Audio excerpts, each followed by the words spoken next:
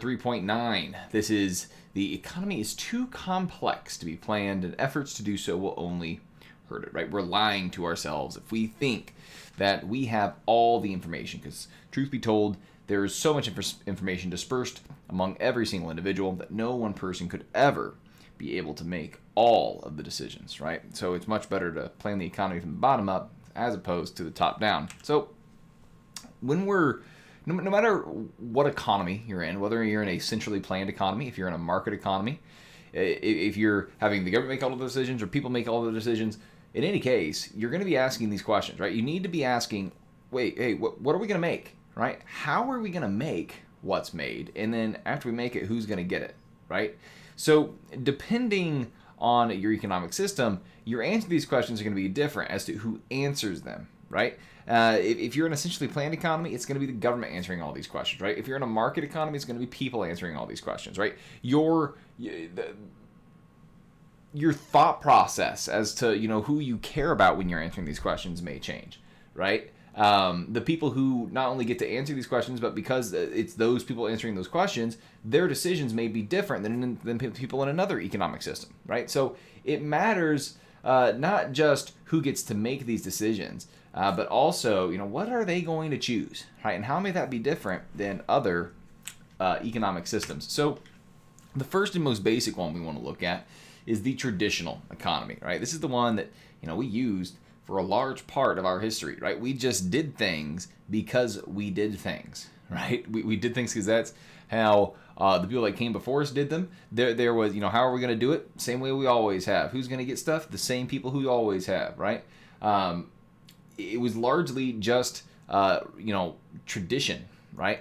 This is our culture. This is just the way we do things. This is how we're going to do things, right?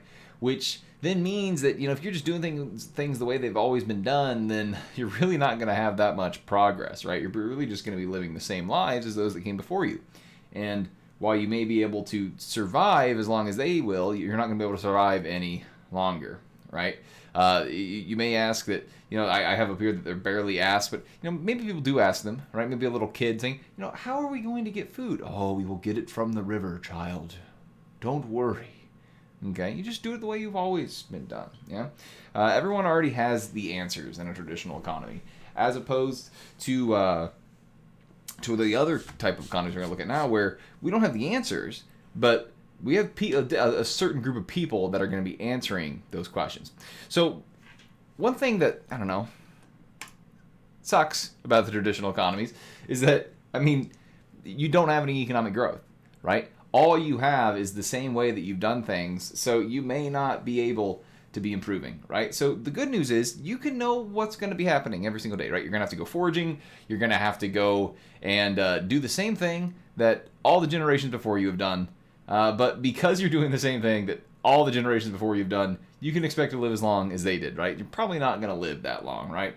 Average lifespans were down throughout most of human history compared to today. What's up, Darth?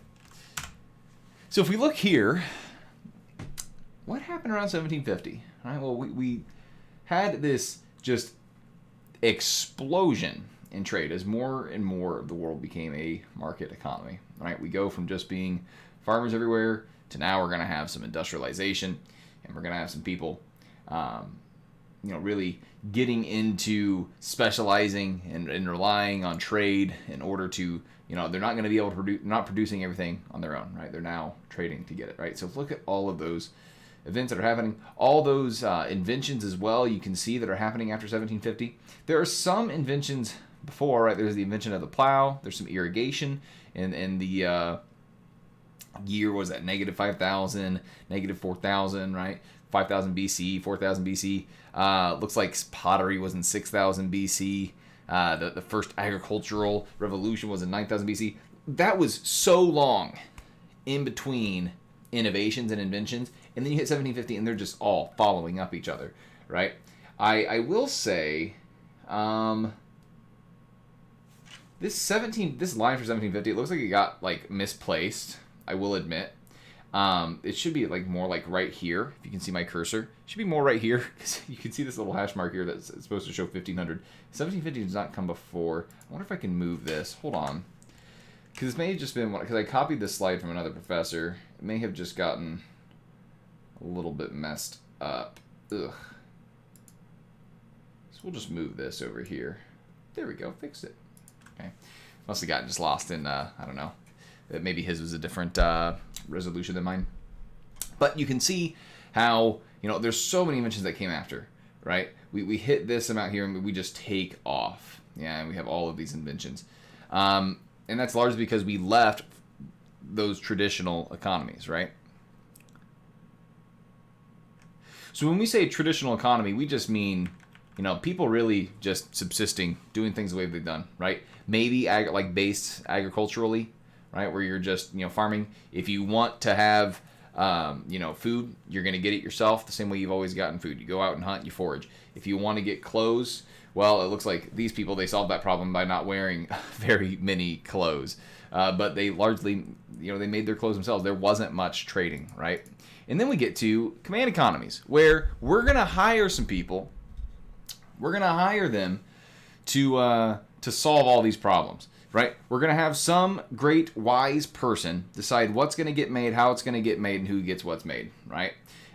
So with command economies, you have governments answering these questions, right? So I like to look at feudal Europe, right? There was the king that essentially got to decide where the resources would flow. And largely, if they had a lot of money, it was for war. But I like to view them as centrally planned economies, right? Because they were directing, who could live on what plots of land, with the lords and knights below them. Okay, so you also look at, today, I think when people hear centrally planned, they think of communism, right? So instead of the goal with, feudalism was to, get the king as many resources as possible so they can, have it for the kingdom. For communism, it's okay, let's get the government all these resources so they can distribute it evenly, okay? Or what may end up happening more realistically is that, the friends of the government will get some and then it'll get distributed equally. So you can see, when we try to do this, it doesn't pan out well, right? We had the Soviet Union, trying to distribute the resources that it had collected, and there would always be shortages, right? They could never get the numbers right. They could never anticipate exactly how much of an item would be needed, right? Because they weren't relying on prices, right? Because we here in our system, right, we know when shoes are needed because we see shoes go up in price, right? So we supply more shoes, yeah? But when you're just going based on, hey, people need more shoes, you can maybe have some smart people do some, use some algorithm to figure out exactly how many shoes to provide, but eventually you're going to run out if you're not relying on the price system. You're not going to know exactly how much to provide. You're going to provide too much, too little, so on.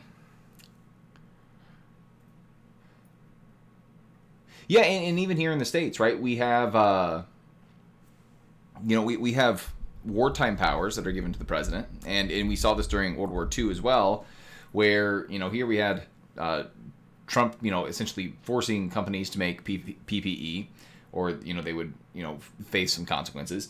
And even during World War II, right, we had the war rations, right, where you couldn't get food unless you were using rations, and you couldn't, it was illegal to be trading those rations for things that they weren't,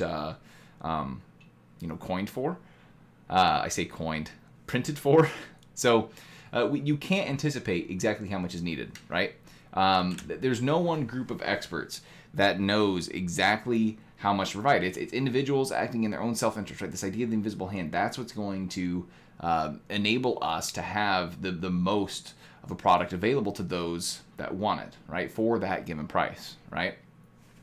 Sure, there may be some people that can't afford it in a market system, but at least everyone that can't afford it gets it. Whereas opposed to in the Soviet system, right, the centrally planned system or communism, then we have greater amounts of people not getting the item, right? So if we look at how centrally planned economies fared, right, the centrally planned economies being where governments controlled the production, right? Even though the goals of communism may be noble, right? Even though the goals of socialism may be noble in that we're trying to provide for people that normally aren't being provided for, right? It's noble to pursue this idea of being able to provide for as many people as possible, right? So what did this actually result in, right? So if we're going to judge something, we should judge it not by what its intentions are, but what its results are, right? So when we look at communism, there are some stats that are staggering, right? So if you look at the number of draft age men in the military, by 1990, less than half of them were fit for military duty, right? And that's wild, right? Because we're supposed to have everyone being provided for, yet most military age men weren't even fit for duty, right? It's sad. Okay. Of course, you could look at America, right? Maybe a lot of our people aren't fit for military duty either, but that's for other problems. Anyways, you can also see they were sicker, they were not as healthy. In the Soviet Union, 4 million people too sick to go to work each day, as opposed to 287,000. I really need to get the citation for this. I haven't had it since I got it from another professor, the statistic here. But I should cite this. So you'll find it.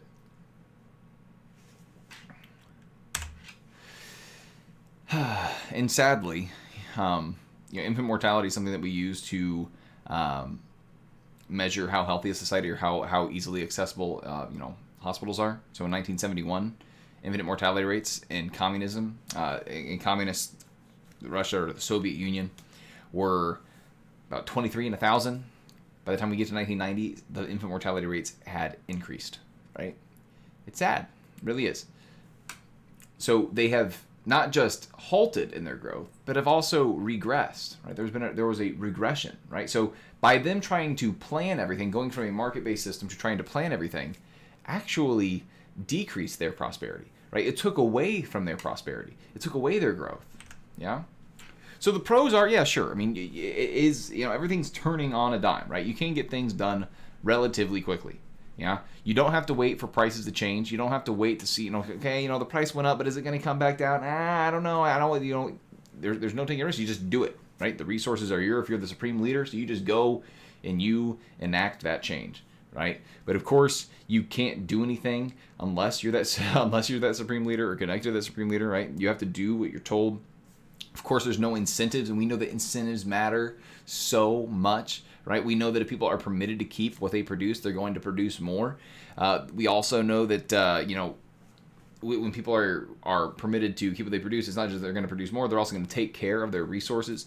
And if they have a freedom to exchange, that's going to enable us to benefit from specialization, enabling us, again, to produce more, right? That's how we get economic growth, right? From, property rights, free trade, innovation, specialization leading to innovation.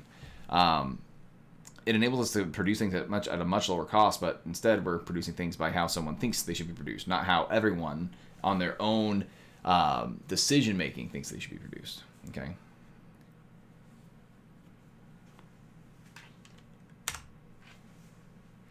I think life expectancy has improved a whole lot, at least on the world level. We can look into those statistics after. So then we have the last one we're going to look at today, and that is a market economy. The whole idea here is that people are acting in their own self-interest. And when we look at those three basic economic questions, the what are we going to make, how are we going to make it, who's going to get what's made, it is people, individuals, right? When I say people, I don't want you to think that it's the people going and voting. No. It's people deciding, right? What are we going to make? Well, what am I going to make? I'm going to make this. How am I going to get this thing? Well, I'm going to do this, and this, so I can trade for that, okay? When we look at, how are we going to make toasters? Well, however an entrepreneur decides we're going to make toasters, that's how we're going to make toasters, right? That entrepreneur, the individual, is going to decide, right? And of course, if that entrepreneur makes it in the wrong way, then a bunch of other individuals that make up the consumers that buy that product, well, now if they decide they don't like it, then that's not going to be happening, right? So it's individuals acting in their own self-interest. That is, deciding the direction of the economy, okay? So, of course, the pros are that you have freedom, right? America, baby, that's what we believe in, okay? So there's freedom. There's also variety. One thing I didn't note in a centrally planned economy is that it's not just that we're going to have, the government making all these different kinds of soda. Most of the time what ends up happening is that the government will make soda, and you have government soda, right? You'll have government bread, you'll have government cheese, right? Whereas in market economies, if you don't like what one company is providing, there's oftentimes going to be something that another company is providing, right? So you may not like company A, but you'll buy from company B, right? So normally it's that, if you're looking at a centrally planned economy, if you don't like the bread, you don't like the bread. It may be in a market economy where you don't like someone's bread, but you can get someone else's bread, yeah? So you'll end up having more variety of goods. You don't have to pay for the goods that you don't want, right? You don't have to labor for goods that you don't want. And you truly, whatever you get, you're getting what you want, right? Because if you didn't want it, you wouldn't be getting it, yeah? But of course, there are some cons, right? We cannot say that free markets are infallible. We can't, right? You could argue that only productive assets that are valued are really cared for, right? Are really sought after, right? So there may be some assets that aren't productive, right? What about people that aren't too productive, right? What if they aren't able to produce as much as another person, yeah? Markets could leave them behind, but thankfully we have markets that do look after them, right? There are markets for charity, thankfully, where people are willing to give dollars away in order to help them. But there's also market failures, yeah. So sometimes we don't do a good job at setting up the property rights, and that will lead to externalities, right? That will lead to things like pollution and litter, right? Where we don't have well-defined property rights enough that when someone litters a little bit, then no one has their property rights violated. So people litter, and it ends up impacting having quite a high externality, right? So there are externalities. There are also sometimes where markets will fail to produce an item that they really need. Yeah. So yes, markets are amazing, but we can't say that they're infallible, right? There are things that can certainly be seen as a negative, but when you're looking at the the trade-offs that exist between choosing a market economy and a command economy, you can certainly see, at least I can certainly see, that the pros and cons of market economies greatly outweigh the pros greatly outweigh the cons, whereas the pros of the command economy does not outweigh the cons. So I kind of lied. There is another one that we're going to look at, and that's mixed economies. And really all we're doing here is we're taking markets and we're like sprinkling in a little bit of government. Okay, that's all we're doing. Okay, we're sprinkling in a little bit of government because truly, like a true mixed economy would mean there's no government, right? Absolute, no rules. Make what you want to. Make all the guns and drugs what you want to. Sure, go for it, right? So we're gonna mix in a little bit of government that says, hey, you can't make guns. Hey, you can't make drugs, right? Or at least you have to have a license to make guns and drugs. That's America, right? Anyways, so this is a system where you have some government deciding who's going to make it, what's going to get made, and who gets what's made. We also have people deciding, right? Depending on what good it is, it'll be decided by either the government or the people, yeah? So, of course, you kind of get on this spectrum, right? And this is where I kind of tell the difference between, people sometimes ask, what's the difference between socialism and communism? I like to say that, socialism is a spectrum, meaning that, if you're more towards 100% socialism, right, that'd be communism. Whereas if you're more for competition, more market-based, that's getting less socialism, right? So we have a pure planned economy, right, centrally planned economy, and pure free market, pure market economy, right? People deciding, government deciding. Somewhere in the middle, this means we have government deciding and people deciding.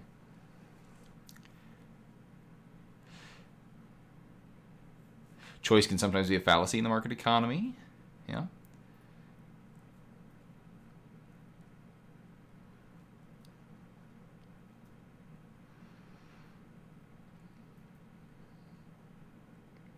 Okay, I'll have to read those after the lecture here. Here he is. The man of system. The man of system. The man of system. We'll talk about him here in a second. The man of system is apt to be very wise in his own conceit. He seems to imagine that he can arrange the different members of a great society with as much ease as the hand arranges the different pieces on a chessboard. Of course, this is Adam Smith. And Adam Smith saw that there were kind of two approaches to people's, solutions with our problems, right? He saw that there were people that viewed that, individuals on their own, they're going to be able to solve the problem, right? Those invisible hand types, okay? And then there are these people that think that we need to plan away all our problems, right? Everything we need to plan away our problem. This is a problem, we need a plan to fix it, okay? We need to set this up in such a way that it can be fixed, okay? So the man of system, okay? There's this, he's very wise in his own conceit, okay? Meaning that he's very wise in the way that he lies to himself, okay? He seems to imagine that people can be arranged in this great society and just as easily as you could, just move a board, a chess on a chessboard, a chess piece on a chessboard, right? But the truth is, there's so much information out there that no one could ever hope to be able to organize something as complex as an economy. Okay, there's just too many decisions. There are too many variables that are changing constantly, right? Constantly.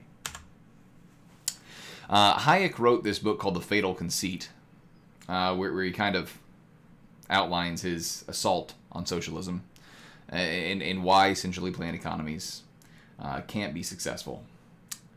And in this, the fatal conceit is essentially we lie to ourselves, right? And it's fatal, right? I mean, there have been many people that have died due to starvation and a lack of getting the resources they need in socialist, communist countries. We lie to ourselves in saying that the economies can be managed, they can be planned, right? And why is this? Why is it that it's a lie that we tell ourselves? Well, it's a lie because it can be managed. All we're doing is we're taking market outcomes, market incentives, and we're replacing them with political outcomes, political incentives. Okay, and we've talked about how political outcomes typically aren't the best, right? There's a lot of special interest groups at play. There's a lot of bad games at play, meaning that you'll often see some vote trading, which will tend to not have the best policies come out. And you also have people serving not just special interests, but also maybe serving themselves, right? Politicians are going to do what they can to stay in office, right? So money is going to go where the power is, right? As far as lobbying efforts go, right? People are going to spend dollars trying to lobby politicians. And it's not just that, but also, when you're in power, you're going to see a lot of funds being directed towards managing the government, right? In this last bit here, old firms tend to be favored by politicians over new ones. Why is that? Well, you see, the new ones haven't been lobbying the politicians for the past 20 years, right?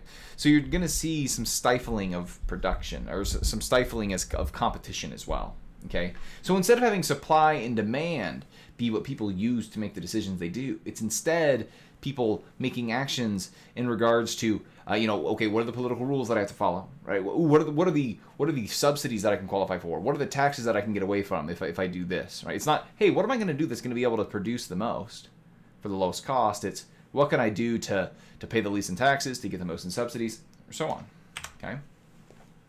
The incentive for government-operated firms to keep costs low, be innovative, and supply goods efficiently is weak, right?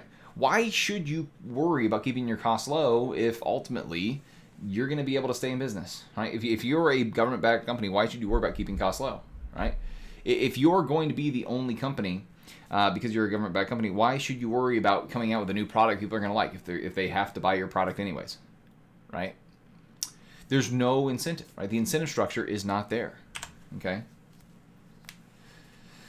Central planners spending the money of taxpayers will do so less wisely than investors risking their own money. And we're going to look at this here in a second, right? There's this idea that no one spends money as wisely as they spend their own money, okay? So when you're spending someone else's money, you don't spend it as well as when you're spending your own, okay? And that's because you have to bear the burden of your spending, right? If it's your own money, you have to bear the burden when you spend that money, okay? I really like this matrix, okay? So we're looking at the money that is spent, right, or what the money is spent on, okay, and who are we spending the money on, okay? So who's buying it, and whose money is being spent, okay? So we have this over here: whose money is spent, on whom the money is spent, right? So are you buying this for yourself, buying this for someone else, okay? Get out of here, Siri. Weird. So, whose money are you spending? Are you spending your own money? Well, if you're spending your own money on yourself, you're going to try to find something, good for the cost. Okay, you're going to try to find the highest value for the lowest cost. Yeah, but if you're spending your money on someone else, you typically don't care what it. I mean, you're going to care about the cost, right? You're going to care about the cost, but does it have to be the best? No. We watched that video just a bit ago about that man, calling the dentist for his wife, right? He was economizing. He was spending his money on his wife. Yeah, so he was economizing. He was looking for the lowest cost, but he didn't look for the value, right? It's like, I'll just rip it out. No numbing needed. Thank you very much. Okay. But what if you're spending someone else's money? Well, if you're spending on yourself, you're like, well, shoot, it's not your money. Why should you economize? Why should you care about saving costs if you're not the one footing the bill? Okay. There's a time where Purdue was paying for my dinner, and I as we were at this restaurant, it was only 4 of us. They had funds for like 10 people to go though. Okay. As I sat down, it wasn't our money being spent, but I was trying to be nice, right? I was trying to be, cordial. I just ordered, some chicken, something cheap. And then literally all 3 of the other guys, like, I'll have filet mignon, filet mignon, filet mignon, like these 20, $5 meals. And then before the waiter was like, okay, guy, look, here's the deal. I was new, okay?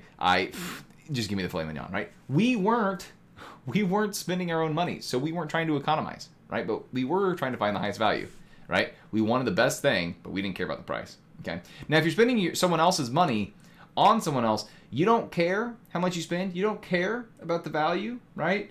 You may care, though, about what's going to keep you in office, right? You may care about who you choose to provide this government contract, because providing it to them will keep you in office, okay? So it really matters who's spending money on who, okay? Or who's spending whose money on what, okay? There's no way, right? There's an information problem. Okay, there's no way that one group of experts is going to be able to have all the information in order to provide everything that everybody wants, right? There's nothing that can match the price system, right? There's nothing that can match this magic of profit and loss. Should we keep making something? I don't know. Is it profitable? Oh, easy. Boom. We just solved that problem in a market economy. Okay. Hey, should I stop consuming this thing? It seems relatively high. Boom. We just solved that problem in a market economy, right? But if we don't have prices, if we don't have profit and loss, because we're in a centrally planned economy, right, where the government makes all the decisions, doesn't matter what the profit is, doesn't matter what the loss is, the government's making something, we're not going to have those automatic systems that transfer information quickly and automatically, okay? So we can also go the other way, right? What if we go from something being government-owned to being privately owned? Well, a lot of times you'll see something of being publicly owned, like a park or a road, being transferred to private ownership. And a lot of times you're going to see that this private ownership, they're going to be able to cut costs. They're going to be able to improve the quality, right? Provide things that the people that consume that product like. The people that go to the park will like going to the private park more. The people that go to the, drive on the private toll road will like driving on the private toll road more than the public road, right? Because they pay to go on it, right? Those that don't care for it, they don't use the toll road, right? But most of the time, you're going to see an increase in the quality and a decrease in the cost. So another thing is that the incentives that governments offer, they matter, okay? And a lot of the times, the rules that governments make, they are set in stone, right? Which means that if you find a way to exploit these incentives, it's game over, okay? Whereas, incentives in a, market-based economy, they're changing all the time, right? So one of my favorite examples is, let's start with this cartoon. This cartoon, right? We have a quota that these people have to meet, right? We have the government saying, "Hey, you guys got to make nails for us. We need 100 pounds of nails." Okay, so they make a 100-pound nail. Because who needs a nail as big as that? So who cares? The important thing is we fulfilled the plan for nails in one fell swoop, right? They made a 100-pound nail. We did it. Yay! Okay. Another one of my favorite examples is the Transcontinental Railroad. When we were building the Transcontinental Railroad here in the United States, all the foremen, the contractors for the government, were paid based on track laid. And since they were paid based on track laid, do you think they laid the straightest, most efficient track? No. Matter of fact, you can see lots of bends in the track, some inefficient building in that they if it was more efficient to go through something, they would instead go around it, right? The incentives matter. right? So when government makes those rules, people pursue the rules. They don't pursue production of a better quality product. Yeah. I think another story of this is in the Soviet Union. They were paid, some of the glass factories, they had to meet, a certain number of sheets of glass, right? So they didn't care about the quality of the glass; they cared about the quantity of the glass, or at least the people producing it did, right? Of course, the bureaucrat was like, "Oh man, I can't believe they did this." But what they ended up doing was that since they had to meet their quota based on how much glass they made super super thin sheets of glass, yeah. And of course, maybe the person receiving this glass, they get upset and they say, "All right, you know what? Ugh. I'm gonna get back at them. You know what I'm gonna make it so they have to, instead of giving me, sheets of glass, they have to just give me, okay, I want the glass in pounds of glass." So maybe they start making giant sheets of glass and have the opposite problem. That'd be funny. Anyways, so the incentives, right, the rules that governments plays, they matter, and with a centrally planned economy, you don't have the inability to change those rules and what people are asking of one another as easily. Okay. So that was it for number 9. Thank you so much for watching, and I'll see you next time.